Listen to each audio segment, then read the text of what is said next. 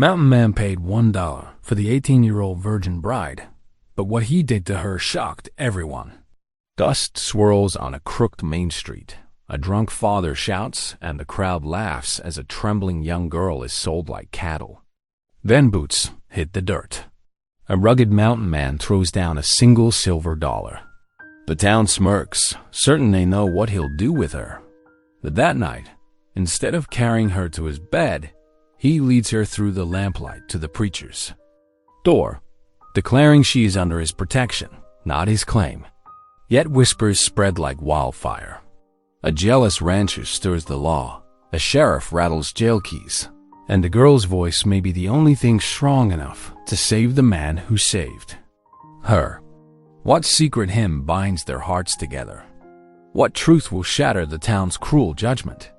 And when mercy collides with malice, will decency be enough to win the day? Before we begin, send a quick wave in the comments. Tell me your city, your country, your vibe. It's amazing how stories like this echo across the world. The late afternoon sun beat down mercilessly on the dusty streets of the Colorado mining town. Outside the Silver Dollar Saloon, a crowd had gathered, their faces a mix of cruel amusement and discomfort at the spectacle before them. Susan May stood trembling on the wooden porch, her thin cotton dress hanging loose on her frame, while her father swayed drunkenly beside her. 2 bits. Who'll give me 2 bits for the girl? Her father bellowed, his bloodshot eyes wild with desperation. The stench of whiskey rolled off him in waves. Gotta pay what I owe, and she ain't good for nothing else. The gamblers lounging against the hitching post called out crude suggestions, tossing pennies that clattered at Susan's feet. She kept her eyes fixed on the weathered boards beneath her, shame burning her cheeks as red as the setting sun.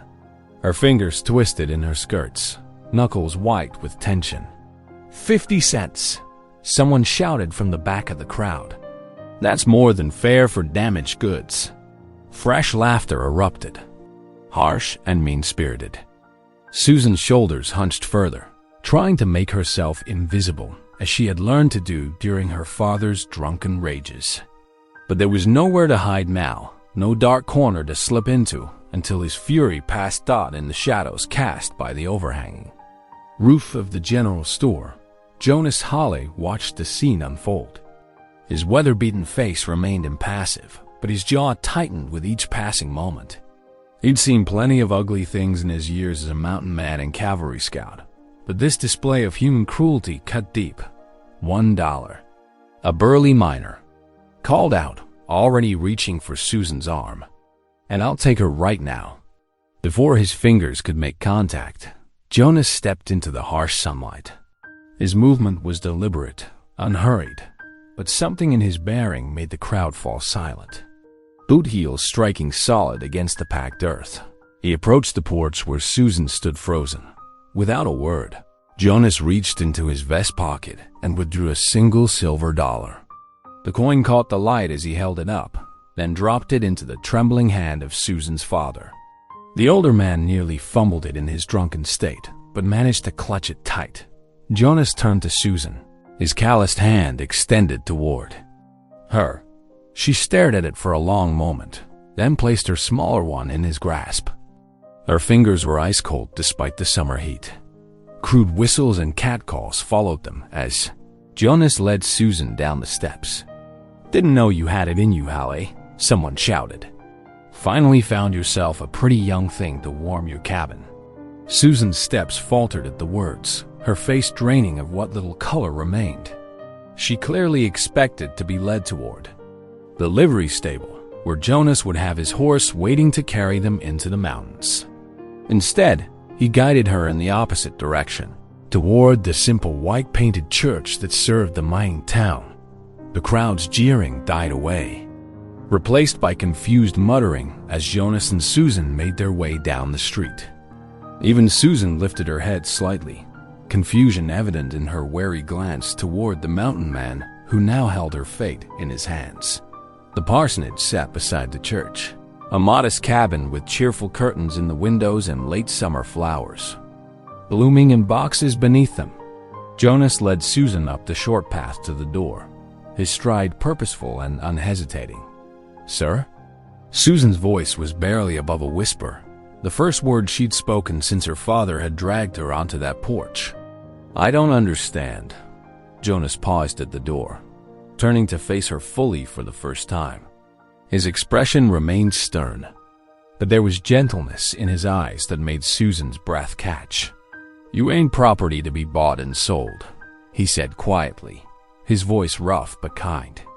"What I bought back there was your freedom, nothing more. The preacher's wife will give. You shelter until you decide what you want to do next." Susan's eyes widened, tears welling up as understanding slowly dawned. Behind them, the townsfolk who had followed at a distance stood in stunned silence, their earlier mockery forgotten in the face of Jonas Hale's unexpected act of mercy. The parsonage door opened before Jonas could knock, revealing the preacher's wife, Mrs. Bennett, her face lined with concern and compassion. She must have witnessed the scene from her window and understood immediately what was needed. "Come in, child," she said softly to Susan, holding out her arms in welcome. "You're safe now." The setting sun painted long shadows across the parsonage's front yard as Jonas guided Susan up the wooden steps. Inside, lamplight cast a warm glow.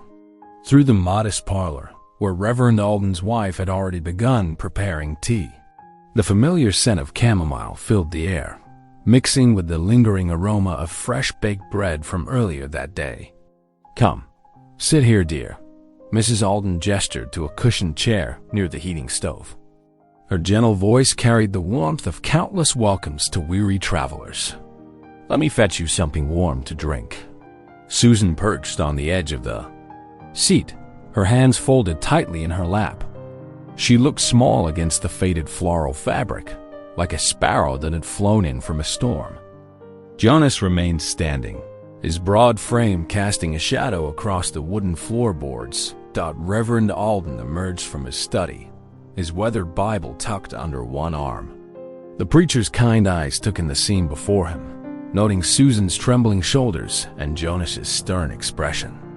"Brother Holly," he said quietly, "perhaps you might explain what brings you to our door this evening."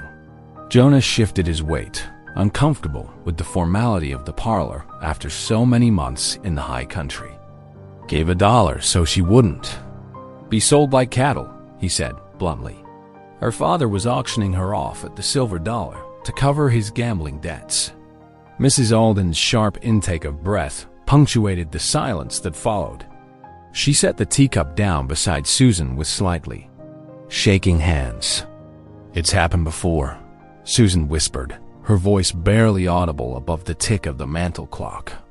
"When the cards went bad or the whiskey ran out." Her fingers twisted in the fabric of her skirt. But someone always told him no, until today.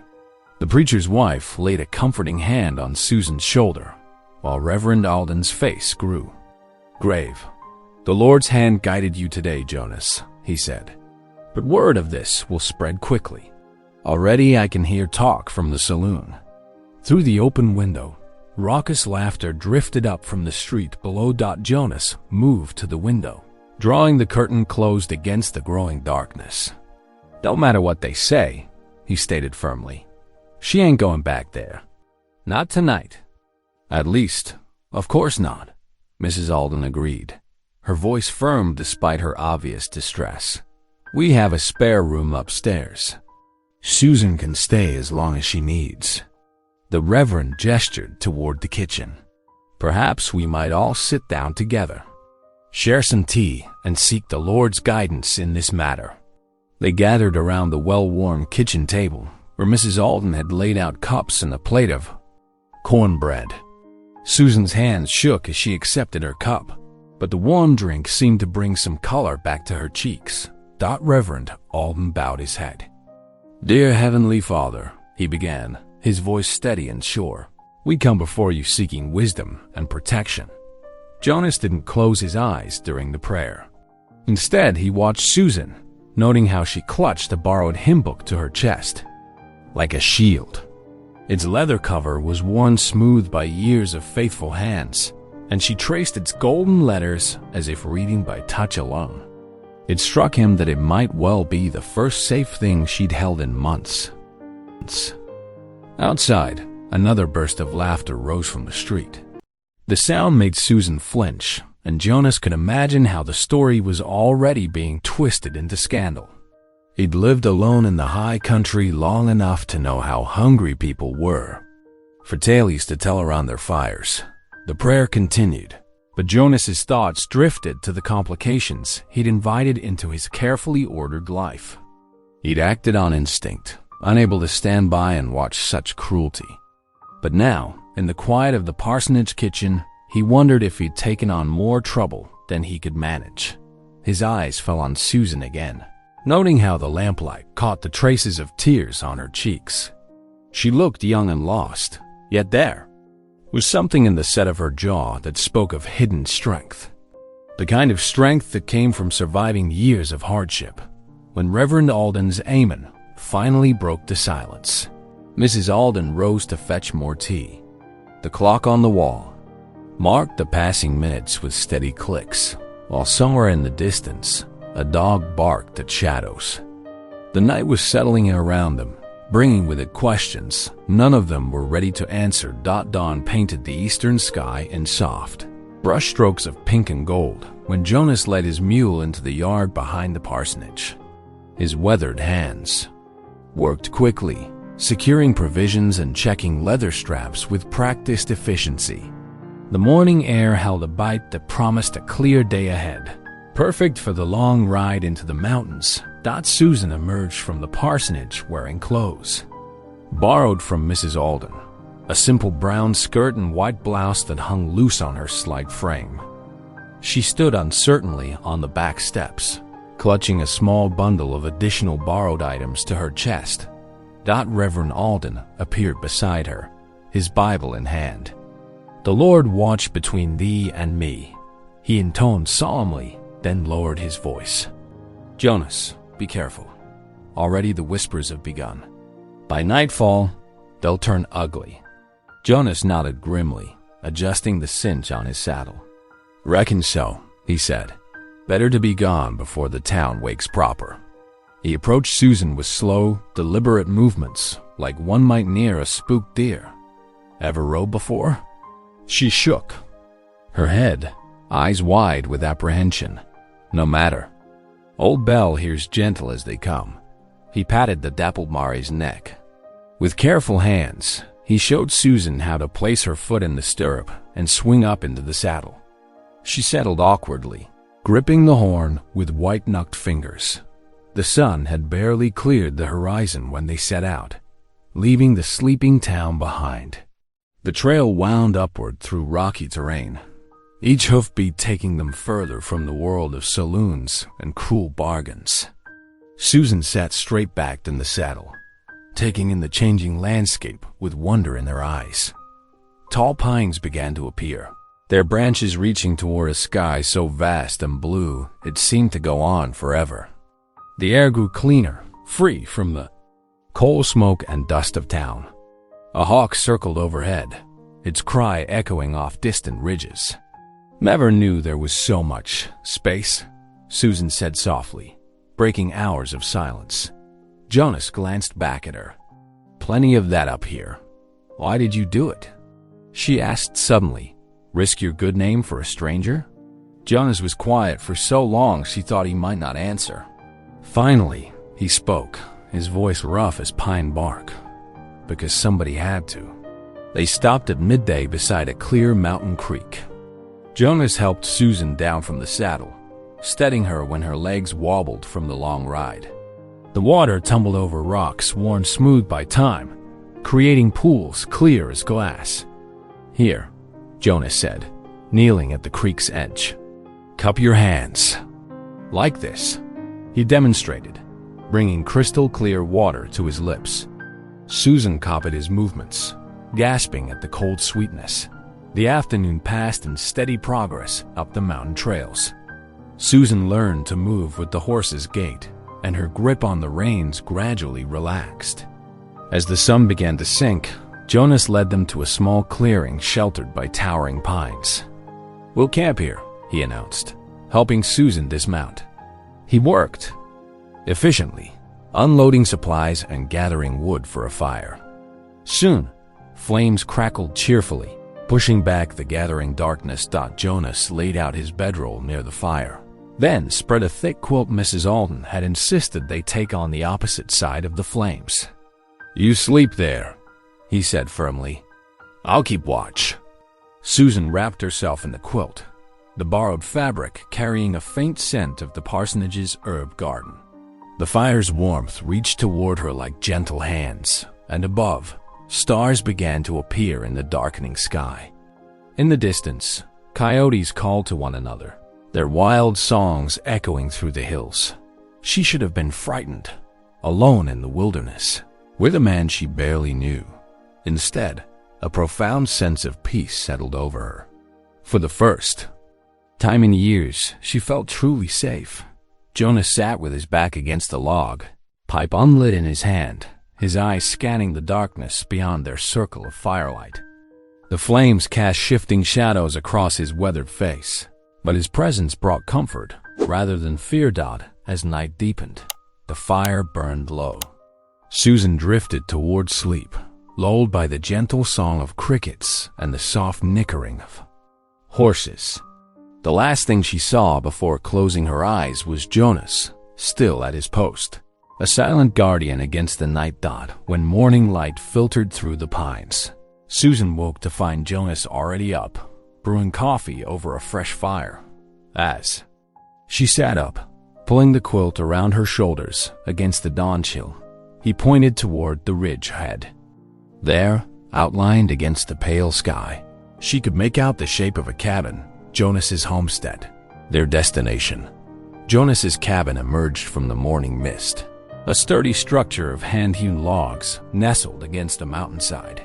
Pine trees stood sentinel around the clearing, their branches heavy with last night's frost. A thin spiral of smoke rose from the stone chimney, evidence that the morning fire still burned within. The door hinges creaked as Jonas pushed it open, revealing the simple home he'd built with his own hands. Susan stepped hesitantly across the threshold, her borrowed skirts brushing against the smooth, warm planks of the floor.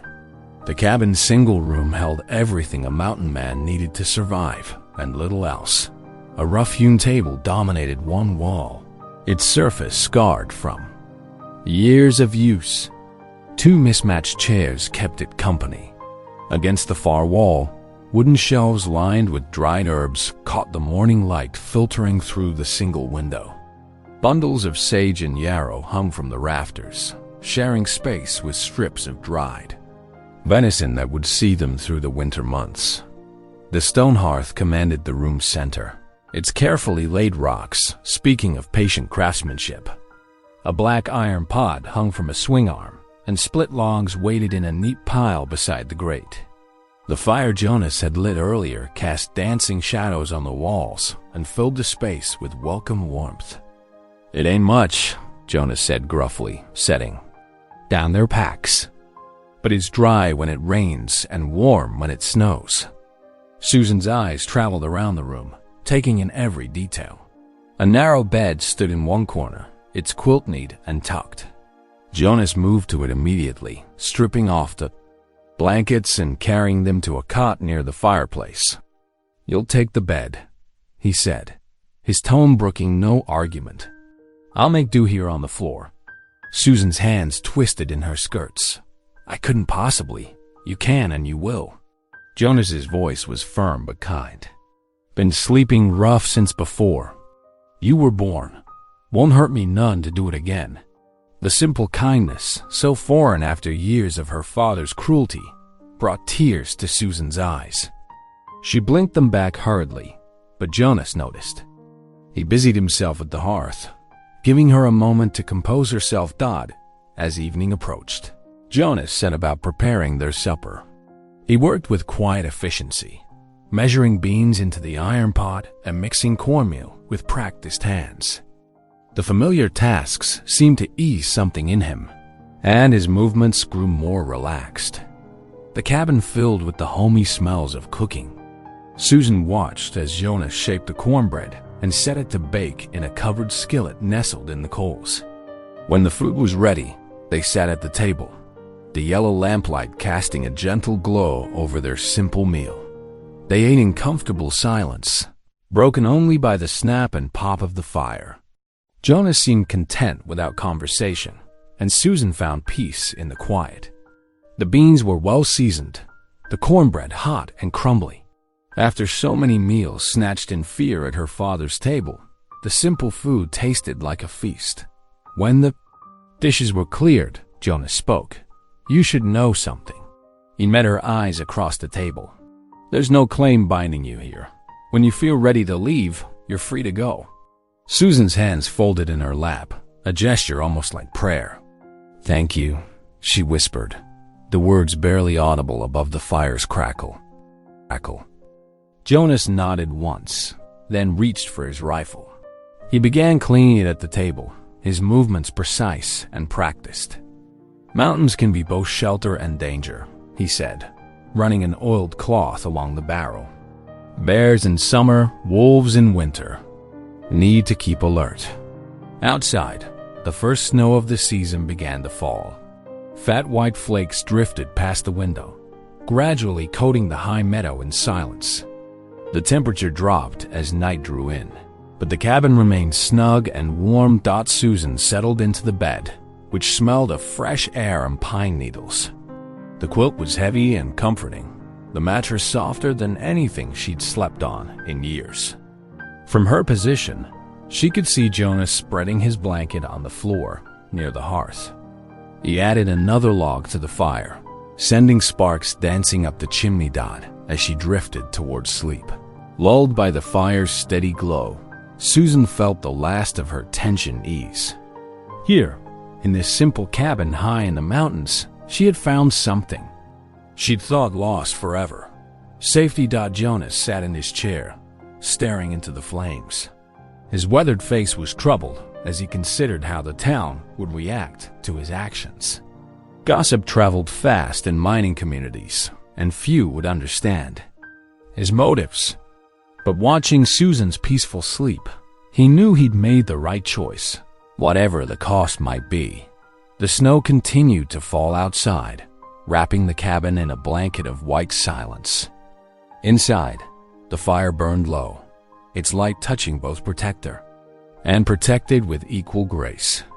The saloon's afternoon quiet shattered as Amos Cutter's fist crashed against the wooden bar. Glasses rattled, and heads turned toward the wealthy rancher's thunderous expression. His face had grown redder with each whiskey, matching the fury in his eyes. "That mountain hermit thinks he can just ride in here and take what he wants?" Cutter's voice carried across the room. Jonas Hawley bought himself a child bride, plain and simple. The bartender wiped down the counter with practiced indifference, though his shoulders tensed at Cutter's tone. A few regular customers shifted uneasily on their bar stools, avoiding the rancher's gaze. "Mark my words," Cutter continued, jabbing his finger at no one in particular. "He's got her up there in his cabin, defiling that poor girl. Didn't waste any time getting her alone in the mountains, did he?" Sheriff Bailey stood in the doorway, his weathered face creased with concern. He'd come to check on the disturbance, but Cutter's words gave him pause. The lawman knew Jonas as a quiet sort who kept to himself, but this business with Susan May didn't sit right. "Now, Amos," the sheriff said carefully, "might be best not to jump to conclusions." Cutter turned, fixing Bailey with a hard stare. "You planning to do anything about it, Sheriff? Or are you content letting young girls get carried off to mountain shacks?" The sheriff's hand brushed his badge unconsciously. He knew Cutter held considerable sway in town. The rancher's cattle business employed half the county, and his donations helped keep the peace. Still, something in the accusation felt wrong. Across the street at the general store, a different kind of poison spread. Women gathered around the dry goods counter, their voices hushed but sharp. "Poor Susan May, Mrs. Henderson clucked her tongue. She was troubled enough with that drunkard father. Now she's ruined for certain. Living alone with a man, unmarried? Another woman added, she'll never find a proper husband now. The bell above the store's door chimed as Reverend Alden entered. The women fell silent, but their disapproving looks spoke volumes. The preacher selected a few items, then cleared his throat. Jonas Hawley showed Christian charity, he said quietly. The girl needed protection. Protection? Mrs. Henderson's eyebrows rose. Is that what they're calling it these days, Reverend? The preacher's shoulders slumped slightly as he paid for his purchases. His words fell on deaf ears, prejudice already firmly rooted. He knew Jonas's reputation for honesty, but the town preferred scandal to truth. Back at the saloon, Cutter drained his glass and slammed it down. I won't stand for it, he declared. There are laws against this sort of thing. That girl needs to be brought back to town.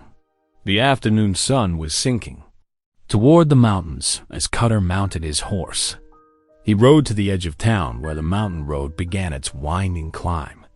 In the distance, a thin line of smoke rose from Jonas's cabin against the darkening sky. Cutter's jaw clenched as he stared at that wispy signal. Think you're safe up there, do you? He muttered. We'll see about that. The next morning dawned clear and cold. Cutter sat straight in his saddle as he rode toward the sheriff's office, Deputy Wilson at his side. The deputy, young and eager to please, nodded vigorously as Cutter spoke. It's a clear case of abduction, Cutter insisted. The man practically stole her off the street. Didn't even ask her consent. Just dropped $1 and dragged her away. But her father took the money, Deputy Wilson pointed out hesitantly. Cutter waved this away. Her father was drunk, addled. No proper guardian would sell their child. The law needs to step in. They dismounted outside the sheriff's office. Through the window, they could see Bailey at his desk, reviewing wanted posters. Cutter straightened, his vest a determined glint in his eye. Time to make things right, he said, reaching for the door. That mountain man needs to learn he can't just take whatever he wants.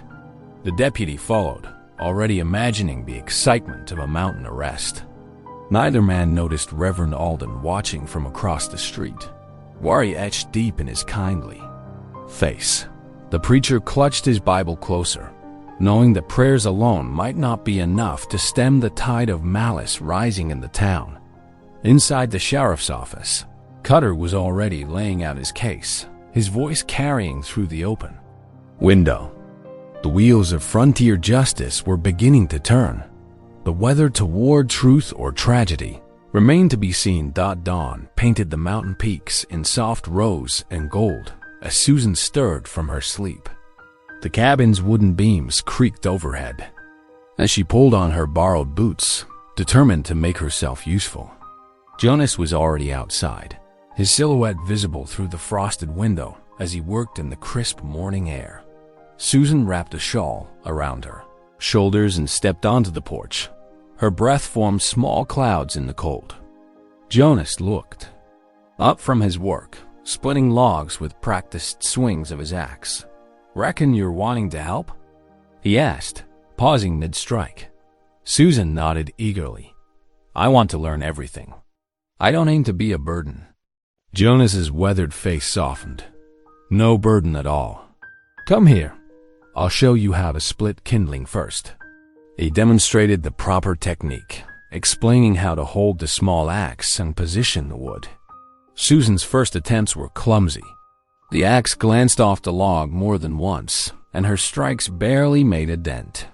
But Jonas remained patient, adjusting her grip and stance until she managed to split her first piece. Well done, he said simply, but his approval warmed her more than any lengthy praise. Next came the goat, a stubborn creature with sharp horns and an ornery disposition. Jonas showed Susan how to approach from the side, speaking softly to the animal while positioning the milk pail. Easy now, he murmured, guiding Susan's hands, gentle but firm, like this. Her first tries yielded little milk and much frustration, as the goat shifted and stopped. But gradually, under Jonas's calm instruction, Susan found her rhythm. The sound of milk hitting the pail's tin bottom became steady, musical. Back inside, Jonas taught her to stir steel-cut oats over the fire, explaining how to keep them from sticking to the pot's bottom. The familiar scent of cooking breakfast filled the cabin, making it feel more like home with each passing hour. As the sun climbed higher, Jonas suggested they walk the ridge. Susan followed him along a narrow trail, drinking in the vastness of the mountain view. Snow dusted the ground in patches, and the air held crystal clarity she'd never known in town. Jonas stopped occasionally, pointing out signs she would have missed.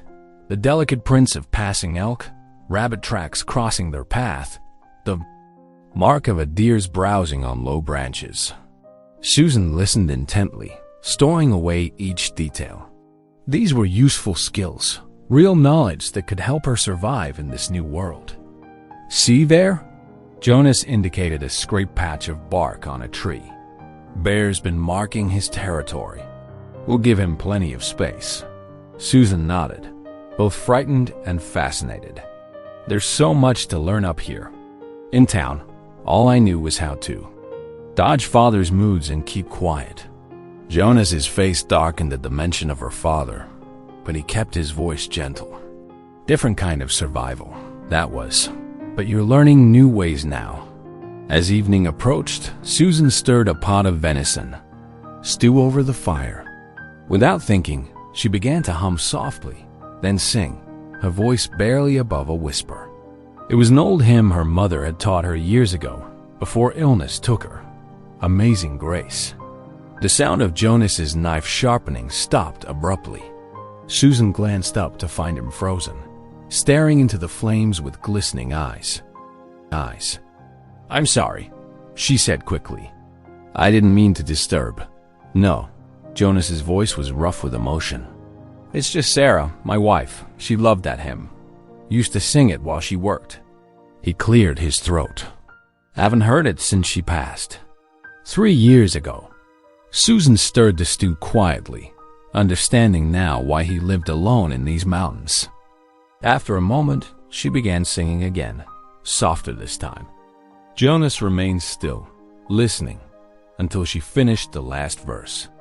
"Thank you," he said simply, but his eyes held depths of meaning beyond words.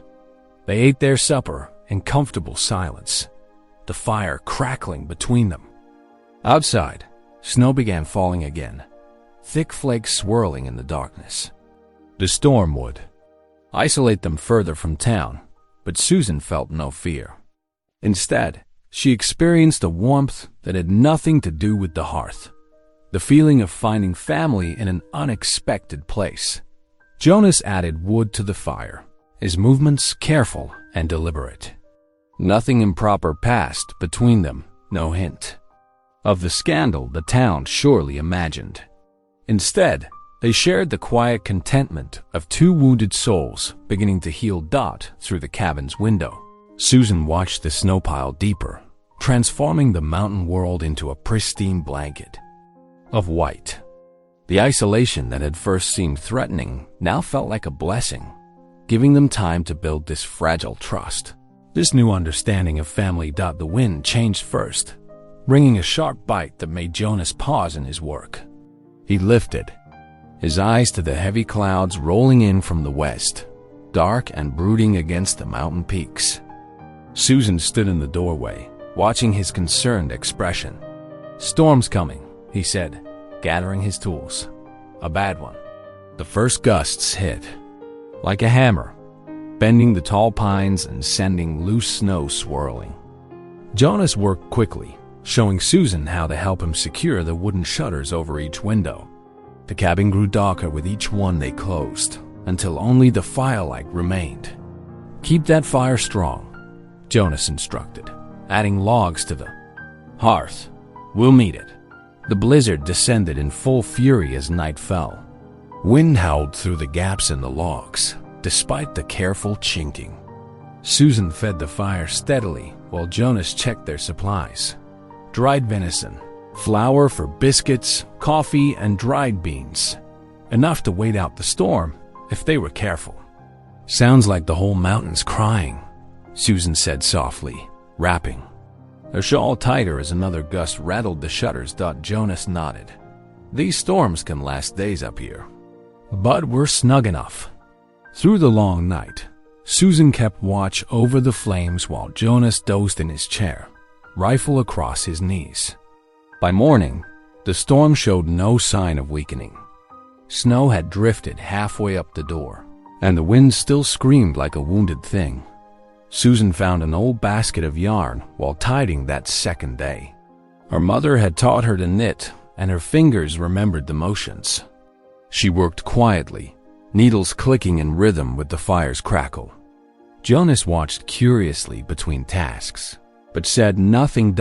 As evening approached again, Susan held up her finished work, a simple scarf in dark blue wool. She offered it shyly to Jonas, who took it with careful hands. "For keeping watch in the cold," she explained, cheeks flushing. "It's not much, but it's fine work," Jonas said gruffly, but his eyes had softened as he ran calloused fingers over the even stitches. He wrapped it around his neck, and Susan saw how it matched the weather-worn blue of his coat.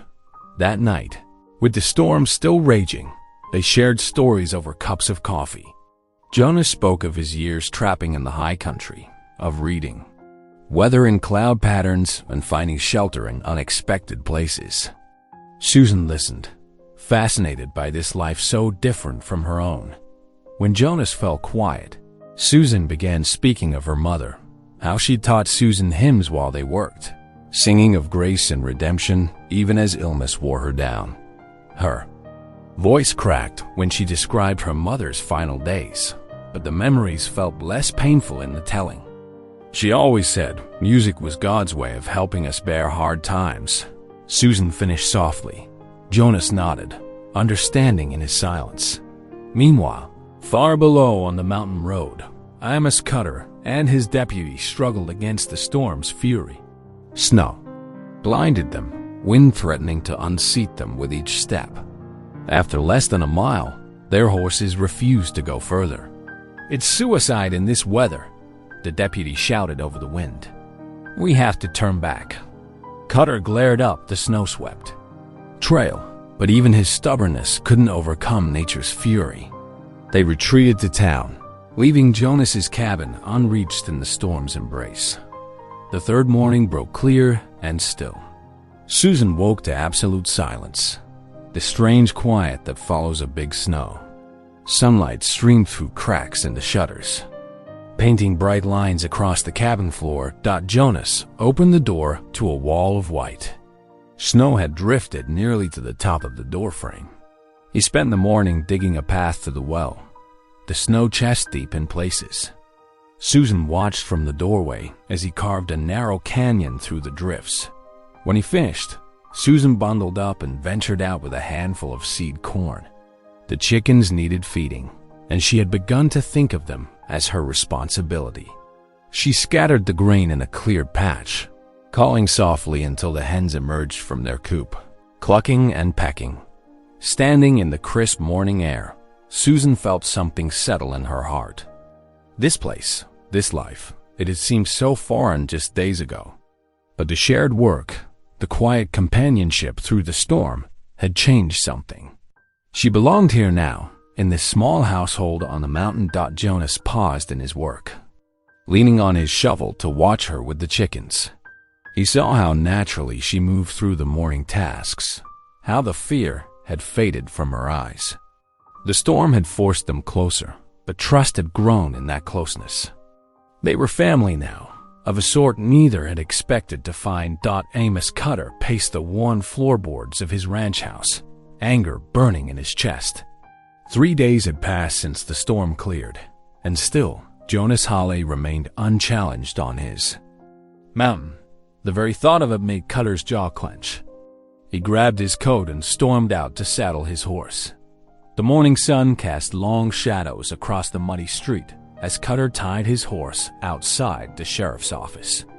Inside, Sheriff Bailey sat at his desk, reviewing papers in the quiet morning. "Light." "Sheriff," Cutter said, closing the door firmly behind him. "We need to talk about Jonas Hawley." Bailey looked up wearily. "What about him?" Cutter planted both hands on the sheriff's desk, leaning forward. "That girl's young and pure. He bought her, and you let it stand. $1 for a maiden right there on Main Street. And now he's got her up in those mountains, doing Lord knows." "What?" Reverend Alden vouched. Bailey began. "Reverend Alden ain't the law," Cutter cut in. "You are, and you're letting that mountain man corrupt an innocent girl." The sheriff shifted uncomfortably in his chair. "What exactly are you asking for?" "A warrant," Cutter said firmly. "Charge him with corruption of a minor. Get that girl back where she belongs." Bailey rubbed his temples. The whole situation had been a thorn in his side from the start. But Cutter had influence and friends in high places. After a long moment, he pulled out a fresh sheet of paper. "I'll draft the papers," he said quietly. "But this better not turn ugly." Cutter's smile didn't reach his eyes. "Just doing what's right, Sheriff." With the warrant secured, Cutter collected his deputy and rode to the modest home where Reverend Alden lived. The preacher answered their knock with cautious eyes. "Reverend," Cutter said, removing his hat with false politeness, "we need to discuss Jonas Hawley and the May girl." Inside, they sat at the Reverend's small table while his wife served coffee with trembling hands.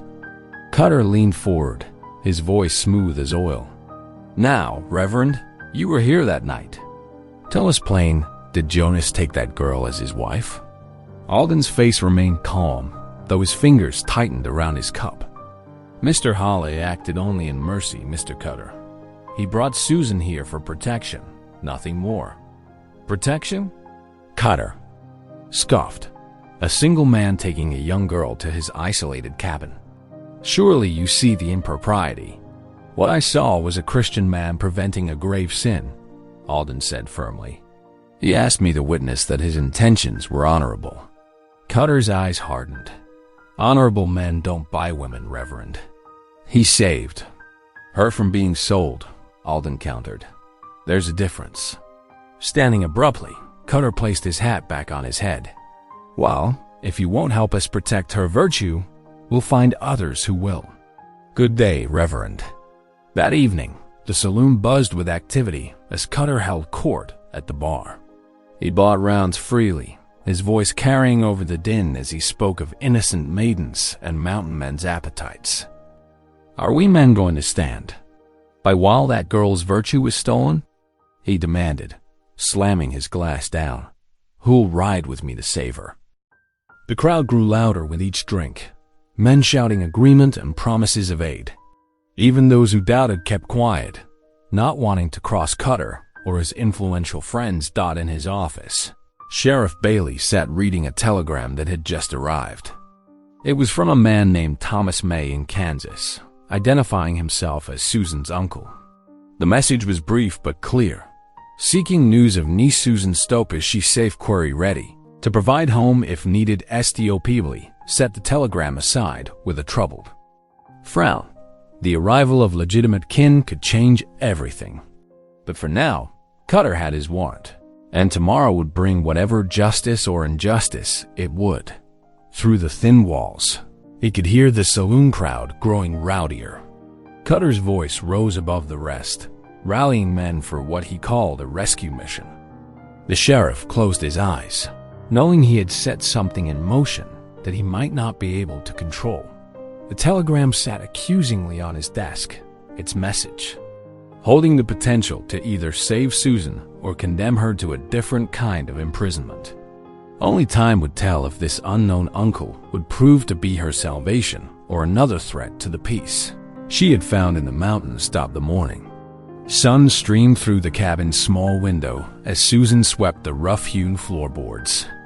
Dust motes danced in the golden light while she worked, humming softly. The familiar motions brought comfort. This space had become home in ways her father's shanty never was. She paused to add another log to the fire, watching the flames. Catch and Gros Dot, the door creaked open, and Jonas stepped in, bringing a blast of cold mountain air. 3 plump rabbits hung from his belt, their fur dusted with snow. His weathered face softened at the sight of the tidy cabin. "Been busy, I see," he said, hanging his coat by the door. Susan smiled, setting the broom aside. "Let me help you with those rabbits." They worked together at the table, Jonas showing her how to properly skin and clean the game. Susan's hands were steadier now, more confident with each passing day. She reached for the iron pot, ready to start their stew. "The carrots need cutting smaller," Jonas advised, demonstrating with his knife. "Makes for better." He stopped suddenly, head tilted. Susan heard it too. The unmistakable sound of horses approaching through the snow. Jonas moved to the window, his expression darkening. "Sheriff Bailey," he said quietly. "And Cutter." Susan's heart jumped to her throat. "What do they want?" "Stay inside," Jonas said, reaching for the door. The morning quiet shattered as hoofbeats drew closer. Jonas stepped onto the porch, pulling the door closed behind him. Through the window, Susan watched Sheriff Bailey and Amos Cutter dismount, their breath clouding in the cold air. The sheriff held a paper in his gloved hand. "Jonas Hawley," Bailey called out, his voice carrying across the snow-covered yard. "I have a warrant for your arrest. What charges?" Jonas asked calmly. Cutter's face twisted with satisfaction as Bailey read, "Corruption of a minor and unlawful detention of Susan May." "No!" Susan burst through the door, ignoring Jonas's warning glance. "That's not true." "He saved me." "Miss May," Cutter said, his voice dripping false concern. "You're safe now. No need to defend him." Jonas stood very still, his eyes never leaving Cutter's face.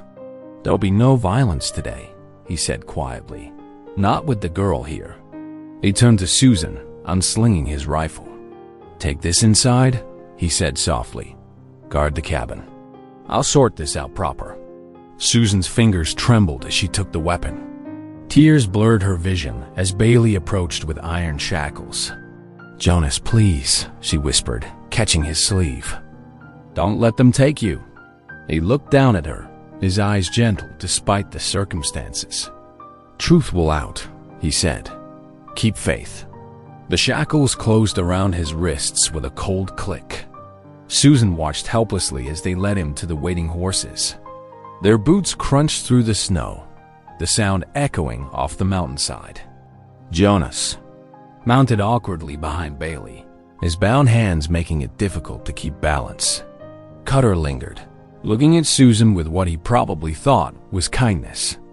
"We'll send someone for you tomorrow," he said. "Get you back to proper society." She backed away, clutching Jonas's rifle. "This is my home now." Cutter's smile faltered slightly. He turned his horse, following Bailey and Jonas down the trail. Susan stood on the porch until they disappeared around the bend, the sound of their horses fading into the winter stillness. The cabin felt vast and empty when she finally went inside. The rabbit meat still lay on the table, half prepared. Fire had died down, casting long shadows across the floor she'd swept so carefully that morning. She added wood mechanically, watching the flames rise again. Susan moved through the cabin, touching things that had become precious to her. Jonas's extra coat hanging by the door, the tin cups they used for coffee, the book of Psalms he brought her from town. Each item held memories of safety and kindness. As evening settled over the mountain, she knelt by the hearth. The firelight flickered across her clasped hands as she whispered prayers into the gathering darkness. Prayers for Jonas's safety, prayers for justice to prevail, prayers for strength to face whatever tomorrow might bring. "Lord," she murmured, "protect him as he protected me. Let the truth be known." The cabin creaked in the cooling night air. Outside, an owl called softly, and somewhere in the distance, a coyote answered. Susan remained by the fire, her prayers mixing with the snap and hiss of burning wood, while Jonas's rifle stood ready in the corner, a last defense against the world that sought to drag her back into darkness. The cabin felt hollow without Jonas. Susan kept the fire burning steady, just as he taught her. Each morning, she added kindling carefully, nursing the flames until they caught the larger logs. The warmth helped fight the emptiness, but couldn't fill the silence left by his absence. Days crept by like molasses in winter. Susan threw herself into the routine they'd established together. She milked the goat at dawn, scattered feed for the chickens, and kept watch over Jonas's homestead. The work helped quiet her worries, though her hand shook sometimes when she thought of him locked away in town. On the fourth day, hoofbeats approached the cabin. Susan grabbed Jonas's rifle, her heart racing, but it was only old Pete, the peddler who worked the mountain trails. His mule cart creaked to a stop in the yard. "Miss Susan," he called out, removing his hat.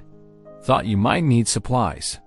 She lowered the rifle, relief flooding through her. "Come in, Mr. Pete.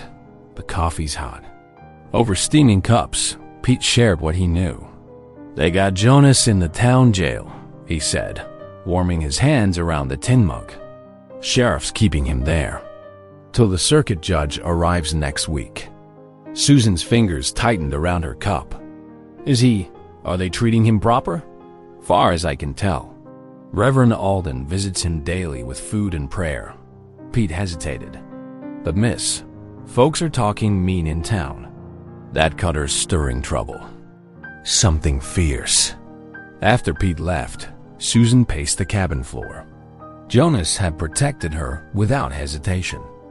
Now he sat in jail while she hid in the safety he'd provided. The thought twisted in her gut like a knife. That evening, she made her decision. Fear still coursed through her veins, but determination burned stronger.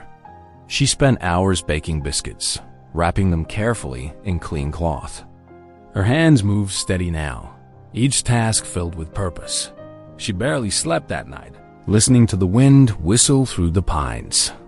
Before first light, she pulled on Jonas's spare coat and packed her bundle. The morning air bit sharp when she stepped outside to saddle his old mule. "Easy now," she whispered, using the gentle tone Jonas always did. The mule stood patient while she tightened the cinch, remembering Jonas's careful instructions. The sun peeked over the mountains as Susan started down the trail. She sat straight in the saddle, the way Jonas had shown her, knees gripping firm. When the path grew steep, each hoofbeat carried her closer to town, closer to facing the whispers and stares she'd fled. The familiar landscape rolled past, the creek where they'd stopped that first day, the lightning-struck pine that marked the halfway point. Susan touched the hymnal in her pocket, drawing strength from its warm pages. Afternoon shadows stretched long when she finally spotted the town below. Smoke rose from chimneys, and she could hear the distant clang of the blacksmith's hammer. Her hands trembled on the reins, but she urged the mule forward. She rode straight to Reverend Alden's home, tying the mule to his front post. The preacher's wife answered her knock, eyes widening in surprise. "Child, coming quickly," she said, ushering Susan inside. "You'll catch your death in this cold." The warmth of the parsonage wrapped around Susan like a blanket. Reverend Alden sat at his desk, writing by lamplight. He rose when she entered, concern etched on his kind face. "Susan," he said softly, "we've been praying for you. The tears she'd held back all day spilled over. "Please," she choked out, "I need your help. I can't let Jonas suffer for helping me." The preacher guided her to a chair while his wife bustled to make tea. "The circuit judge arrives in 3 days," he said. Cutter's gathered witnesses to speak against Jonas. Susan clutched her hands together. "Then I must speak too.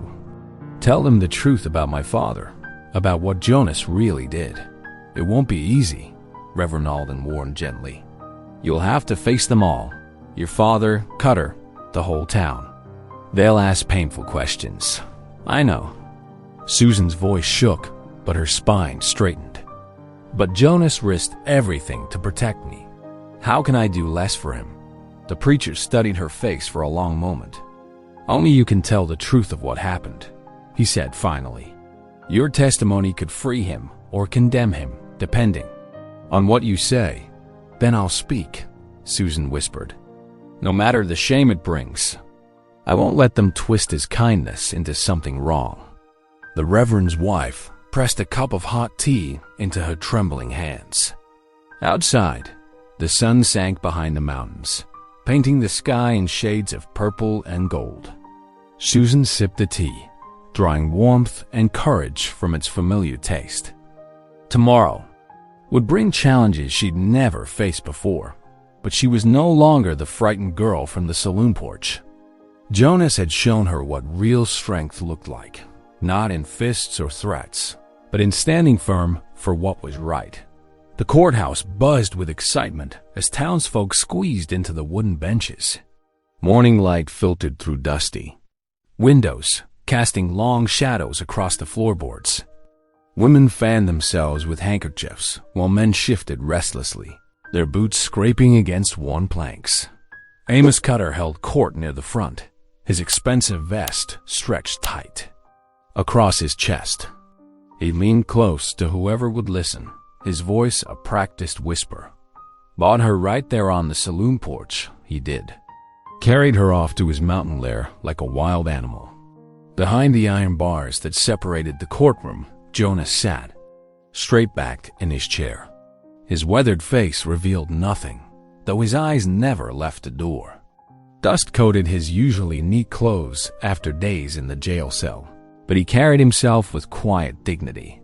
The circuit judge, a stern-faced man with silver hair, studied the papers before him with deepening furrows in his brow. He adjusted his spectacles, frowning at the charges of corruption and abduction. The creak of the courthouse door drew every eye. Reverend Alden entered first, his Bible clutched tight. Behind him walked Susan May, her borrowed dress clean but simple. Though her hands trembled at her sides, she held her head high, looking straight ahead. That's the girl, someone whispered loudly. Poor thing, probably scared half to death up there with him. Shameful business, another voice added. Her father ought to be horsewhipped. Susan's steps faltered for just a moment, but Reverend Alden's steady presence guided her forward. The judge gestured for her to take the witness stand. As she settled onto the hard wooden chair, her eyes met Jonas's briefly. He gave her the smallest of nods. State your name for the court, the judge instructed. Susan May, Your Honor. Her voice quavered at first, barely louder than a whisper. Speak. Up, girl, the judge said, not unkindly. Tell us what happened that day at the saloon. Susan's fingers twisted in her skirt, but when she spoke again, her voice rang clear. My father dragged me there to sell me. He was drunk and desperate for gambling money. The men were betting pennies on me like I was cattle. A murmur rippled through the crowd. Susan's father slouched in the back corner, his face red with drink even at this early hour. And Mr. Holla? The judge prompted. What did he do? He saved me. Susan's voice grew stronger. He paid the dollar not to own me, but to free me. He took me straight to Reverend Alden's house and asked them to shelter me. Cutter surged to his feet. She's lying. Everyone saw him lead her away like purchased goods. Order, the judge commanded, banging his gavel. Mr. Cutter, you'll have your turn. Susan's chin lifted higher. Jonas Hawley never laid a hand on me except to help me mount a horse. He gave me his bed and slept on the floor. He taught me to split wood and tend animals, so I could make my own way in the world. Tears shone in her eyes, but she blinked them back. He showed me what a good man truly is. Corruption, Cutter shouted. She's been turned by his influence, but Susan wasn't finished. Her clear voice cut through the noise. Amazing grace, how sweet the sound, that saved a wretch like me. The familiar hymn silenced the room. Even the judge sat straighter, recognition softening his face. That's the hymn Jonas's wife loved before she passed, Susan explained into the quiet. When I sang it that first night, doing the evening chores, he wept. Not from shame, Your Honor, but from memory. He saved me because he couldn't save her, and because it was right. The courthouse remained hushed. Women dabbed at their eyes with handkerchiefs. Men stared at their boots. Cutter's face had turned an ugly shade of purple.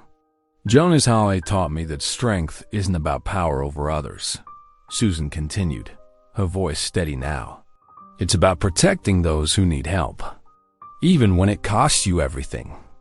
He sacrificed his peace, his reputation, and now his freedom, all to keep me safe. She looked directly at the judge. If that's corruption, Your Honor, then maybe we need more of it in this world. Behind the bars, Jonas remained still, but a single tear tracked down his weathered cheek. Reverend Alden clutched his Bible to his chest, nodding slowly. The morning light had shifted, casting Susan's face in a warm glow as she sat straight and strong, no longer trembling.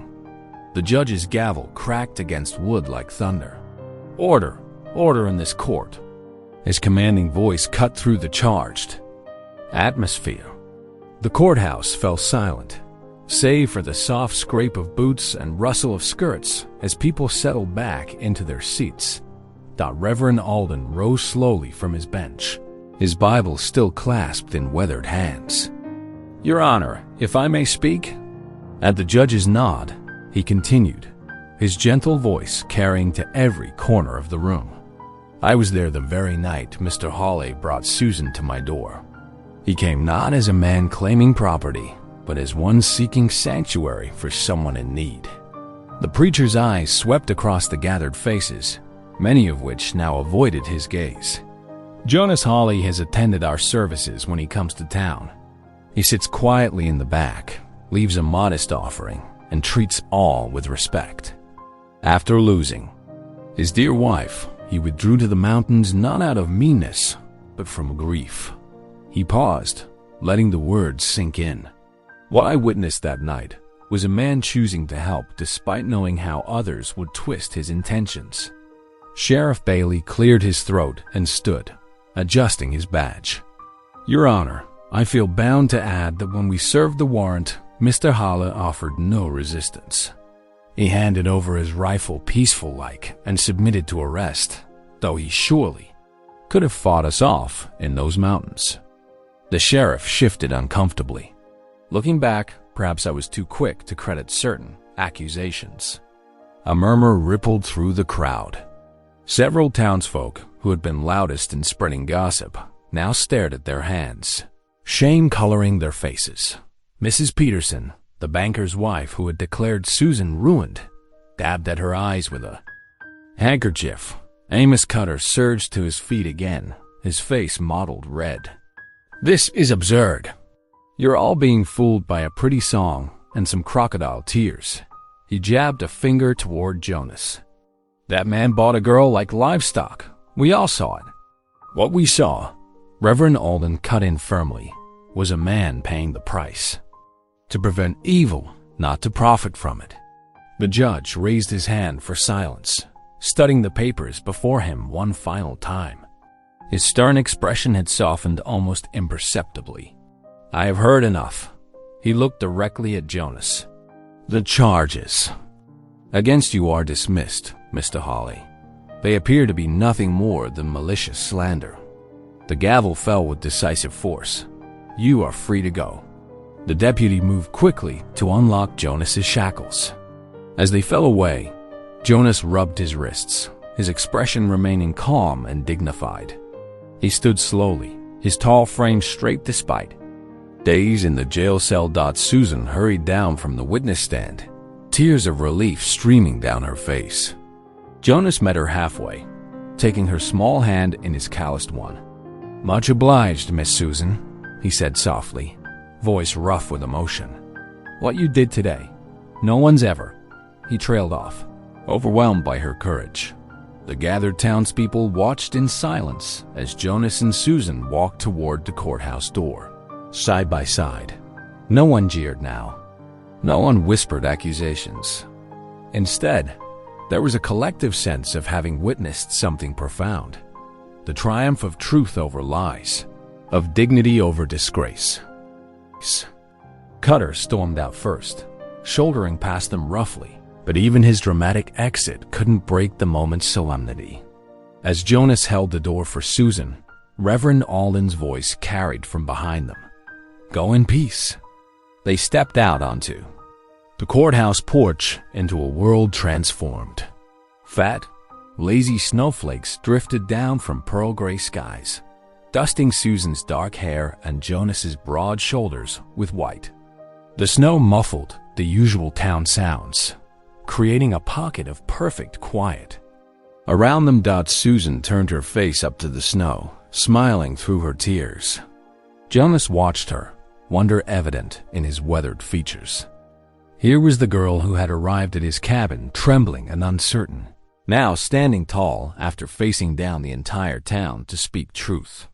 The falling snow seemed to bless them both, nature itself acknowledging that justice had been served. The snowflakes continued their gentle descent, each one a small benediction, as though heaven itself was sealing this moment in grace.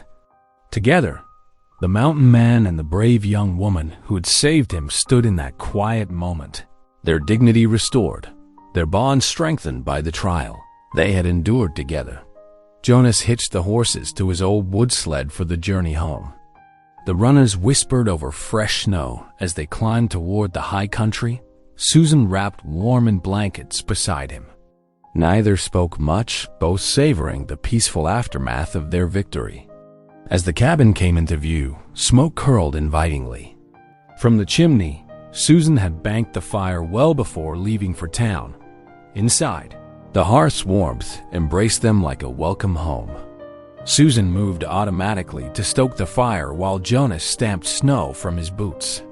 The familiar routine felt different now, touched with newfound certainty about their future together. The days that followed brought unexpected visitors. First came the miller's wife with fresh ground flour and shamefaced apologies. Then the blacksmith trudged up with new horseshoes and a hammer for Susan to tend the garden. Even Sheriff Bailey made the ride, bringing coffee and regret for his. Hasty judgment. Each visitor was met with Jonas's quiet grace and Susan's shy hospitality. They served tea in tin cups, accepted gifts with humble thanks, and slowly the mountain cabin began to feel less isolated, more connected to the community. Below. One crisp morning, Jonas saddled his horse. "Got business in town," he told Susan. At the county clerk's office, he signed the papers with careful determination, his signature bold against the page. The documents named him Susan's legal guardian until she came of age. Insurance against anyone ever trying to treat her as property again. When he returned, Susan was hanging wash in the yard. She saw the papers in his hand and froze, hope rising in her eyes. Jonas held them out gruffly. "Ain't much, but it makes things proper. You've got a home here long as you want it." Susan's hands trembled as she took the documents. Tears spilled down her cheeks as she read. Then she threw her arms around Jonas's waist. "Thank you," she whispered. "I never thought I'd have real family again." Jonas patted her shoulder awkwardly, his own eyes suspiciously bright. "Reckon we both needed one." Later that afternoon, they worked side by side in the thin spring sunshine. Susan planted bulbs along the cabin's south wall while Jonas turned the soil. "Come summer, there'll be flowers," she said, patting the earth gently around each one, like a proper home. Jonas watched her work, seeing how naturally she fit here now. The ache of solitude that had driven him to the mountains was easing, replaced by something warmer. In protecting Susan, he'd found new purpose, not just surviving, but building a life worth sharing. The evening settled soft around the cabin as Jonas stoked the hearth fire. Susan brought out 2 tin cups of steaming tea and a fresh pan of golden cornbread, still warm from baking. The simple meal felt like a feast in the comfortable quiet they now shared. "Church was full today," Jonas remarked, breaking off a piece of cornbread. He'd noticed how the pews had filled gradually over the weeks, drawn by Susan's clear voice leading the hymns. Susan nodded, her eyes bright in the firelight. "The Miller children are learning Amazing Grace now. Even little Tommy, who claimed he couldn't carry a tune." She smiled, remembering how the boy's face had lit up when he finally matched the notes. "Their mama says they practice at home while doing chores." Every Sunday afternoon, Susan gathered the neighboring children in the one-room church. Their small voices joined hers, filling the wooden walls with song. Parents who once whispered suspicions now stopped to listen, their faces softening as sacred melodies drifted through the open windows. Some even joined in, adding deeper harmonies to the children's sweet tones. Jonas watched Susan sip her tea, seeing how she'd blossomed from that trembling girl at the auction. The town's respect had grown slowly, like spring thawing frozen ground. Now they saw what he'd known all along, her gentle strength. A giving heart dot as dusk deepened outside their windows. Jonas rose and lit the brass lantern. "Time to set our light out," he said, as he did every evening. Susan followed him onto the porch. Wrapping a shawl around her shoulders against the mountain air, Jonas hung the lantern on its hook beside the door, adjusting it until it cast a steady beam through the gathering darkness. The light caught in Susan's eyes as she watched, reflecting like stars. "A beacon," Jonas said softly, "so no one feels lost." The words held deeper meaning now, remembering how close they'd both been to losing their way before finding each other. Susan smiled and leaned against his arm, comfortable in the silence they shared. Around them, the mountains stood like ancient guardians, their peaks outlined against the darkening sky. Pine trees whispered in the evening breeze, and somewhere in the distance, a whippoorwill called. Their little cabin glowed warm against the night, its windows golden with lamplight and hearth fire. The lantern's beam reached out across the yard, marking safe harbor for any weary traveler. It stood as testament to what they built together, not just a home, but a place where mercy had triumphed over malice, where broken spirits had found healing. They stayed there while watching their light pierce the darkness, 2 souls who'd found family in each other's kindness. The mountain air grew cooler, but neither moved to go inside just yet, content in the peace they'd fought so hard to win. Thanks for spending a moment here with me. If this story touched you, let's keep this connection going. Hit subscribe, and I'll see you in the next one.